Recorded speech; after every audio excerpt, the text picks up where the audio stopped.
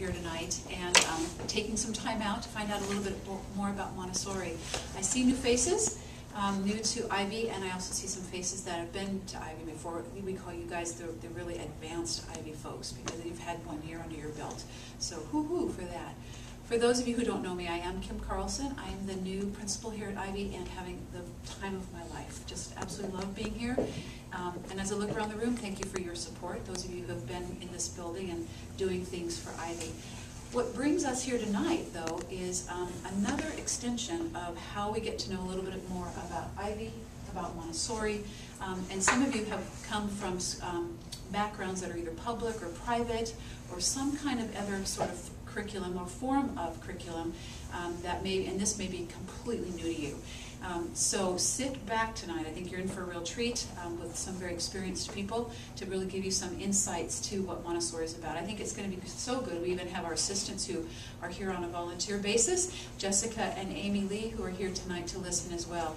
If I may quote one of them, they said, "Are you kidding? This is free Montessori workshop professional development." So I was like, yeah, sit back and enjoy that. So that was wonderful. I want to share a little bit about the two folks tonight, and this is really, I hope that it's me.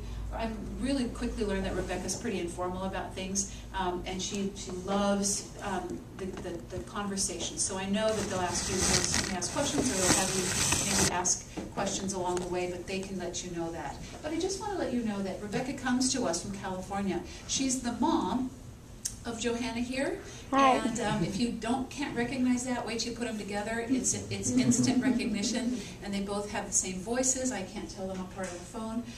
So she comes here from California to do some of this work that we're excited to bring her here. For the next 3, we'll have her here 3 more times this year. So that's really exciting. Johanna did a really nice write-up. I just want to share a little bit, if you didn't get to see the Evite and read it completely. Rebecca's the director of a teaching and training center in San Jose, California. She's the founder and head of One World Montessori, which is a nonprofit organization established in 1979, which currently provides service to families of about 200 kids from ages 1 through 15. So very varied on that. What was really cool about her bio is that she also worked with somebody who worked under Maria Montessori's son. So I thought that was really very, very exciting to think about. When she was saying, she goes, you know, I was just realizing I have been in this business of teaching and educating kids for close to 40 years, which is just incredible to think about. And you're only in your 50s and 50s. It's extraordinary. We won't talk. Okay. We'll leave that there. Amy is in her 2nd year here at Ivy, but she is in her 6th year of Montessori education and instruction. And she was in the Dominican Republic teaching, and then she also taught at another Montessori school here in Portland.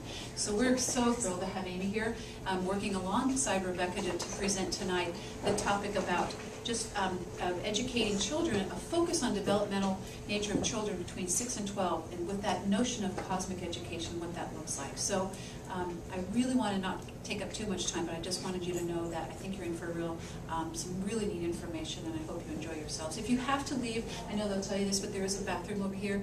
Feel free to do that. If you need to get up and leave for a minute, feel free to do that as well.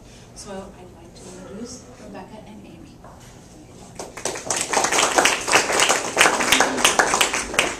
Well, I'm really glad that I could be here. Aside from being Johanna's mom, I'm also Coleman's grandma. Coleman is in Alexis' class, and it's his 2nd year here at Ivy School. He's in his 2nd year of Lower L. And so I'm just real thrilled that I can do anything to help with his school and this wonderful endeavor of being able to make Montessori a more inclusive operation here, because kids can come here without having to pay. And much as my school is a nonprofit corporation, still the way we can make our money is through tuition. So I'm just thrilled to see that something like this is blossoming and burgeoning here in Portland. And I think you're just really, really lucky to be able to be part of what is going on here. Before we get started, I just wonder, how many of you are here hearing about Montessori and all of that stuff for the first time? Hands? Okay, good. And Who's been here and actually even heard me talk before? Only a couple, so it's not, I do think that we should really go ahead and do a little bit of a talk about who Montessori was and how the whole Montessori method developed and came into being. Maria Montessori was born in 1870. She was an only child in an Italian family, which is probably pretty unusual, and was very, very lucky to have a mom and dad who supported her in wanting to do things a little bit differently. She was pretty much a rebel and a future thinker. She was the first woman to become a physician, certainly in Rome. There are some who say she was the very first one in Italy, and others, we're not 100% sure of that, but in any case, she was really an innovator. When she was going to medical school, they wouldn't allow her to work on the cadavers at the same time that the men did. And so she had to go down to the morgue by herself at night. And she plugged on through. I mean, clearly they were doing everything in their power to make her not be able to succeed at what it was she was interested in doing, and she persevered.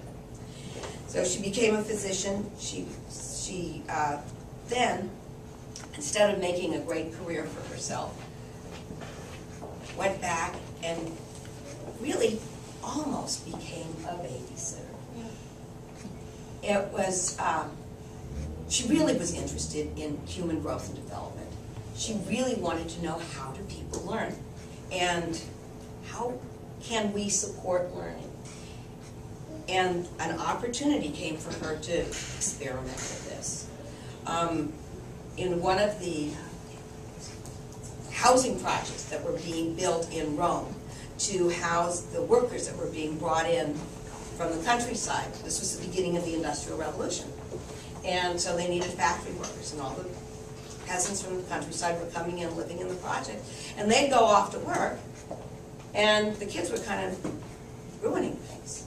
They were left unsupervised, and so they decided it would be cheaper to hire somebody to watch the kids than it was to clean up after them. And so this was Montessori's opportunity to work with normal kids. Her first opportunities, prior to being able to get involved in her first school, were with what, in those days, they called defectives. And she went to a center, an orphanage, or whatever, where the children were housed, and was being shown around by the director, and it was mealtime, and the children were taking their bread and rolling it into balls. And the director said, "It's so sad, these children are so defective, they don't even know that this is food." And what Montessori thought is, isn't it amazing? These children are so starved for learning that they will take their food, which is a physical need, and try to turn it into something that they can play with.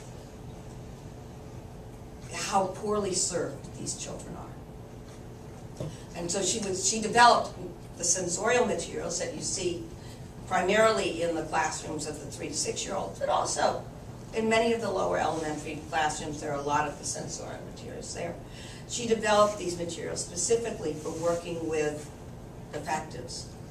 And when the children had the opportunity to work with these materials and they were observed by other people, they were astounded at how much they had learned.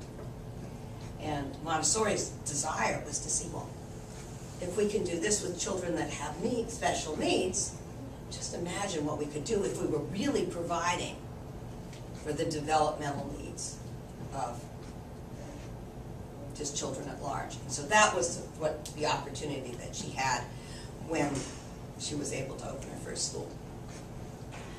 And she really never stopped after that. She continued to work with children to spread her method. She came to the United States for basically like a World's Fair. She had a classroom encased in glass, and the children were just there working and people observed. It was a phenomenon. children were not even distracted by